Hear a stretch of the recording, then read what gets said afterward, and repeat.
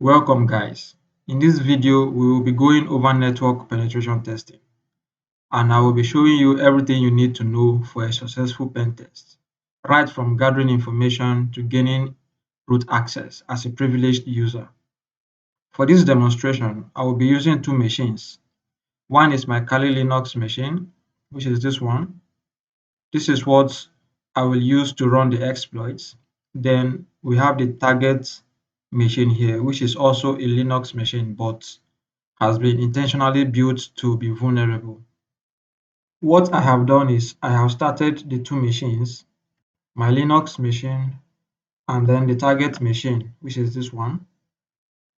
So this is the target machine, all right? And typically there are 5 phases to a pen test.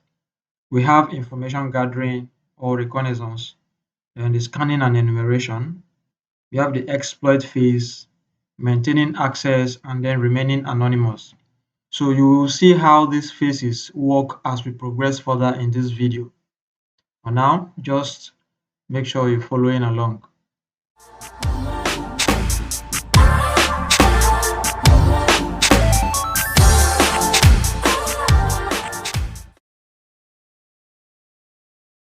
Now, our main objective in this phase is to gather as much information as possible about the target. So the more information we are able to get about the target, the better we are able to penetrate the target. I'm going to open my terminal now. And there are various tools we can use to get information about the target, as you learn shortly in this video. A couple of those are Nmap, Nikto, and then we can also make use of Google. So we'll start out by Nmap to scan the target for open ports and then whatever services may be running on the ports.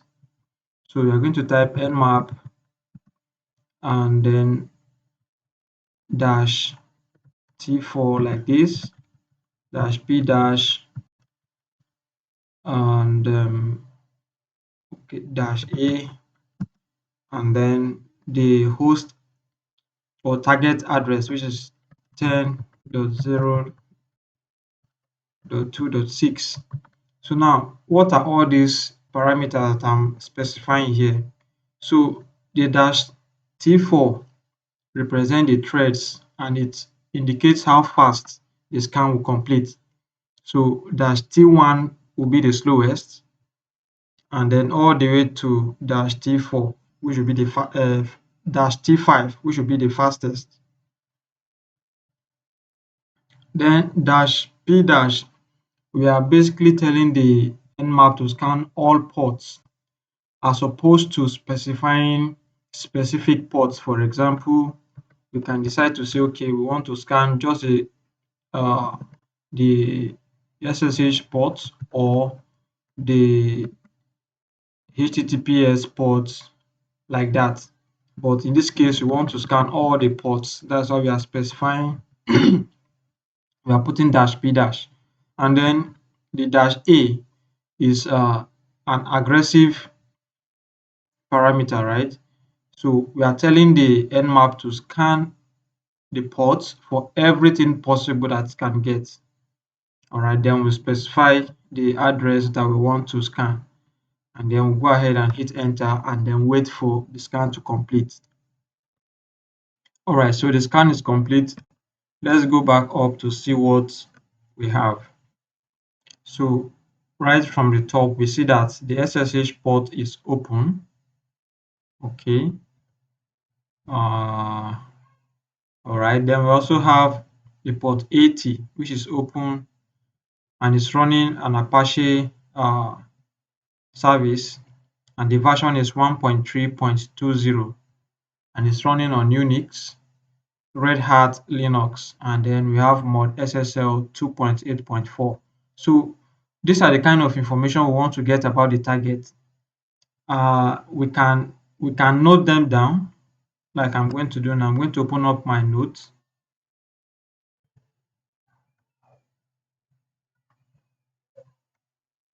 And then let's say copy this line. Okay. copy it and then paste it here. Okay, so let's keep going. Also, we have is the same thing, Apache server here, same thing. So we have this port open also, and it's running this. I don't think there's anything juicy here. Let's keep going. Okay, we also have the SMB, the message block, and it's running this particular service called Samba. All right, so we can also copy this and then paste in our notes. All right, let's keep going. We also see that the HTTPS port 443 is open. This Apache 1.3.2 is reoccurring and is standing out. So there might be something in here for us. So you remember we already copied it from up here. So no need to copy it again. Okay, let's go down. We have this port open. I don't really think there's anything here. Okay, now we have some information about the machine. So it's running Linux version 2.4.x. Okay, so we have this information about the machine. Okay, it's telling us OS details. Okay, now it's more specific here now. Linux 2.4.9 to 2.4.18 likely embedded. All right, so we can decide to copy this also. It's part of our information gathering. Paste it. All right, so what else do we have? Okay, we also see that it's a Kioptrix machine. Okay, so this is just one way of getting information about the target. We can also utilize another tool called Nikto. Nikto is a vulnerability scanner which will go out to the target and scan it for vulnerabilities that may exist on the target and then let us know about them. So I'm going to open a new tab and then run a Nikto scan on this particular target. So it's going to be like this: Nikto H for our host, in this case our target, and we're going to specify it as a URL which is going to be http 10.0.2.6. hit enter, and immediately you can see that it's firing up some information for us. So this is the target host name, port 80, and the date. All right, so right at the top we see this server Apache. This is reoccurring now, and I think there must be something in here for it to be reoccurring this much. All right, this is server may leak inodes via tag. Okay, nothing serious here. Okay, so we have header is not set. This could allow the user agent to render the content of the site. All right, so if we were to be doing a web app pen test, so this might get useful. So let's keep going. We see Apache is vulnerable to cross-site scripting via the expert header. So if we were to be running a web app pen test, we've identified a vulnerability just as this is shown.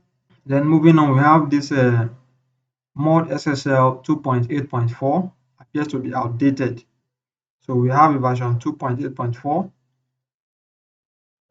and then the current version is 2.9.6. Okay.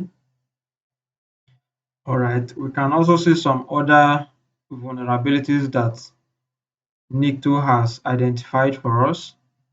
So we see, okay, you see something like this. They're vulnerable to a remote DOS and possible code execution. This is interesting. So let's copy this as part of the information we've obtained. So we'll paste it here. All right. What else do we have?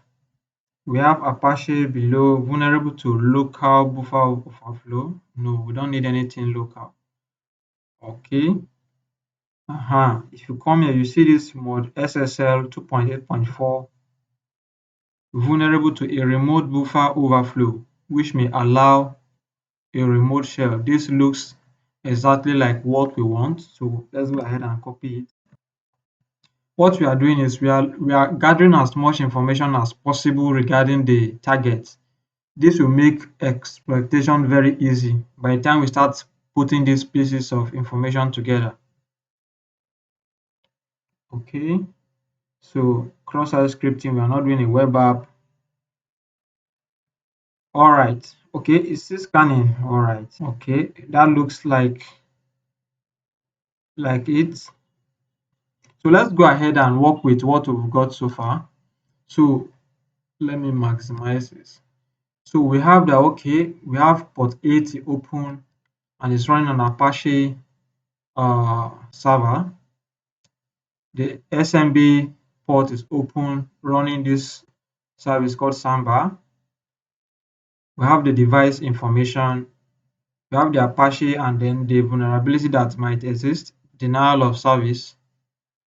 We also have this remote code execution to gain a remote shell. This looks interesting, but first and foremost, let's start from the top. So let's see what we have on port 80. So I'll go ahead and open my browser to see what I have on port 80. Okay, so I'm going to go ahead and type in http 10 dots, okay, and hit enter. Hmm.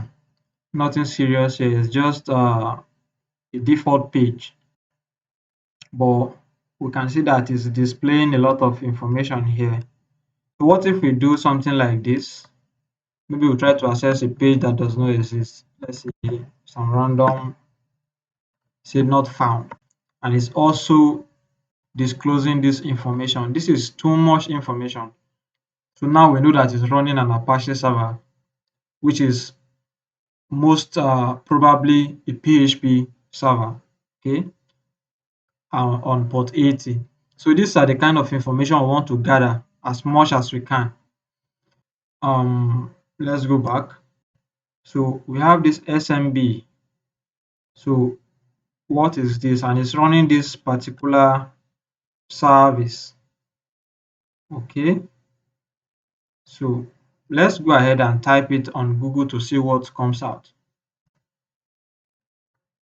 So I'm going to open a new tab here, type google.com. Okay, so now we can type in Samba exploit like this and see what we get.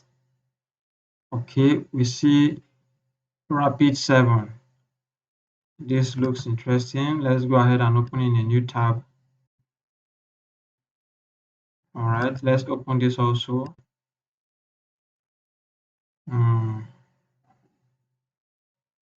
Okay, let's open this also. So we are trying to get as much information as possible. All right, let's see what we have here.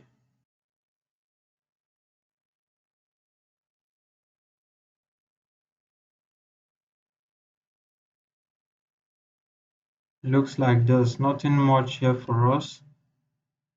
Let's go over to the other page. Let's try again. While that is loading, let's go over to this page. It's a GitHub page.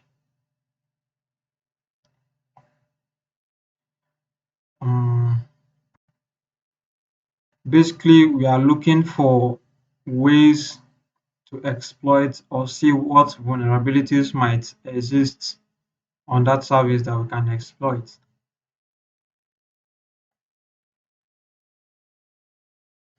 Okay, so let's keep digging. Let's go back to what we've written down. So these are like the general information about the device. But now we have this Apache 1.3.2. We also have this mod SSL.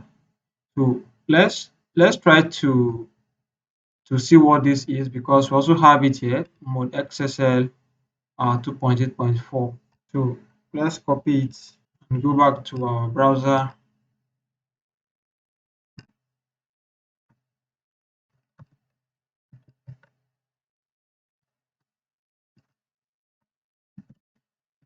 So let's try to see if there are available exploits for this. And right here, we can see ExploitDB, a very reputable repository. So we can go ahead and open it in a new tab. We also have this Helton Wenick OpenLock partial mod. So let's go ahead and open it in a new tab. Basically, we are trying to get information, like I've said before. Let's scroll through this to see what we have. Basically, okay, so what it's doing is this is basically like trying to overflow the buffers with the specific, identifiers or memory addresses.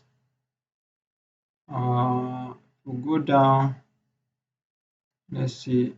Okay, so can see some payloads here.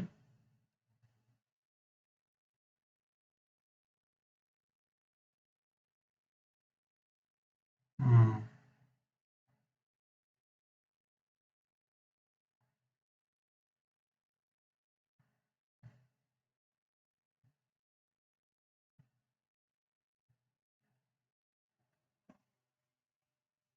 Okay, so let's keep going.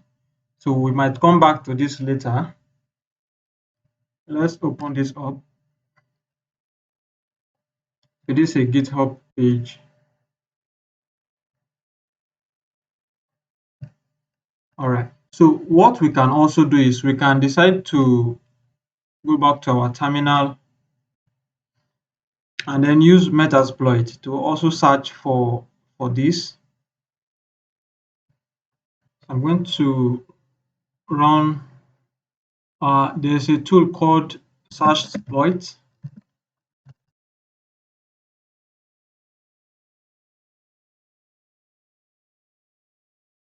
That's the information we got here. Where is it? So this, we got this, right? So let's try to see what is available through Searchsploit. I'm going to type this, and we have a whole bunch of information available to us. Okay, but then from the information we'll be gathering so far, we can decide to filter out a few things. Because when we look here, we can see some are for Windows. Definitely, you know that this is not what you are looking for. We have Linux, but we are not looking for a local or anything local. But when we begin to see something like Unix and remote, you understand that now we might be in business. So, and mind you, we are looking for this keyword Samba. So let's see what we have. So we have a couple here. We have this remote code execution here, which is remote. So basically what this is doing is providing us with options on what we can use to probably execute our exploit. So what else we can do is we can decide to open the console. So type msf console. This will open up Metasploit console for us.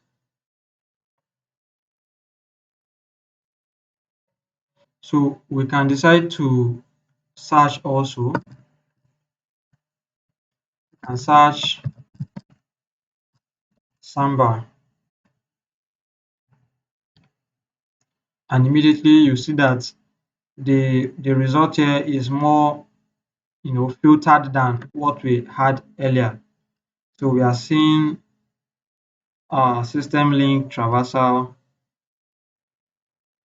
and mind you, when you see this module, so you see exploits, you see auxiliary, and sometimes you see post. there are different modules for different things. You see here we have post, right? So post exploitation. So after the exploitation is done, exploit, as the name implies, we use it for exploit, and then auxiliary is kind of used for getting information, more like scanning and enumeration. So when we look through this, we see something that stands out. This 22, right? So if we trace, it says trans to open Linux x86, and then from our scan, we see that we are running on Linux. Where is it? So we are on Linux here, and then also from our Nikto scan, we also get the same thing. So we are running on a Linux OS, Red Hat. Now going back and putting all these things together, we begin to see something stand out. And then checking here, we see that okay, we can actually use this for our exploit because it's the most is closest to what we actually want. Okay, so up next we try to exploit this to see how far we can get. All right, now that we've identified a particular exploit or a headway, as in this case, this number 22 or exploit Linux Samba trans to open, what we can do is we can say use, you can either type the number 22 or you copy what we have here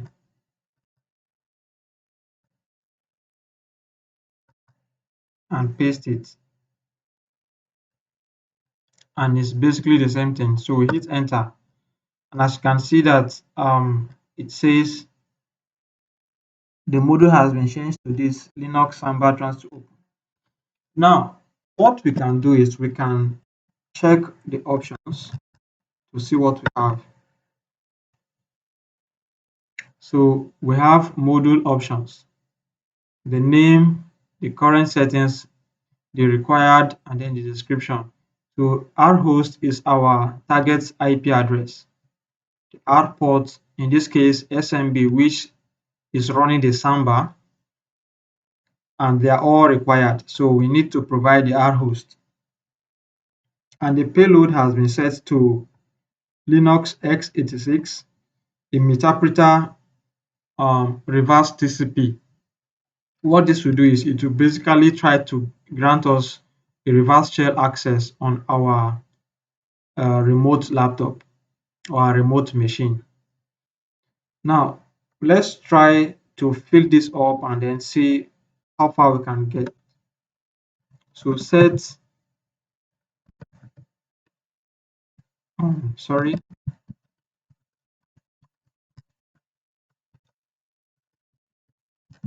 and then I want to provide the IP address. It's set. So let's type options one more time. We now see that the R host has been set, and then the payload has been also set to this. A bit of a hint, this is not the only payload we can use. We can choose for a whole lot of other options. But for now, penetration testing is all about trying one way to see if it works. And if it doesn't work, you try another way. So let's go ahead and try to run this exploit. What you can do is you can either type run or you type exploit. In this case, I'm going to type run and hit enter.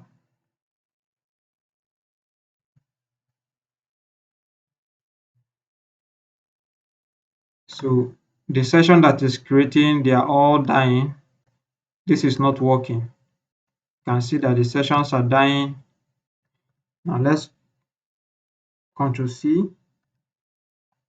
Now what is happening is that the particular payload, which is this that we have selected, is not working. So what other payload options do we have? So we can show cancel this. So we can show payloads, and you see that we have a whole lot of options. So you can decide to set payload. Again, you can either choose a number or you type it out. But in this case, I'm going to set it with the number. I'm going to choose this, which is the payload that's number 34. So go ahead and type 34 and then hit enter. Fingers crossed. Okay, now let's go back to our options one more time. You see that the payload has changed here. Everything remains the same. We are listening on port 444. Let's go ahead and run the command one more time.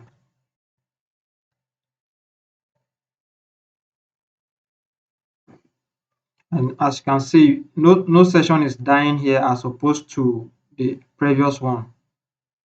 Looks like we are getting something out here.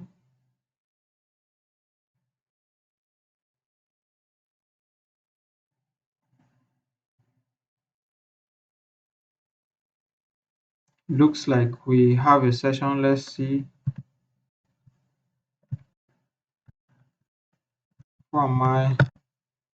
Okay, roots. So it looks like we have a session, and then have we successfully exploited the machine? Let's see. So host name, and as you can see, Kioptrix level 1. When you check our Nikto scan here, the same thing was revealed that this is Kioptrix. Let's go back to our Nmap. As we see here, where is it? Yes, so this is it. So here you go, guys.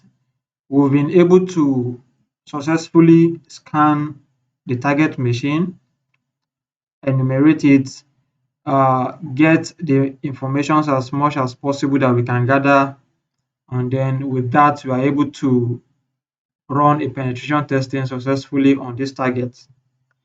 Let me know what you think in the comment section below, and I'll be there to answer your questions. Please make sure to subscribe and like. Otherwise, see you in the next video.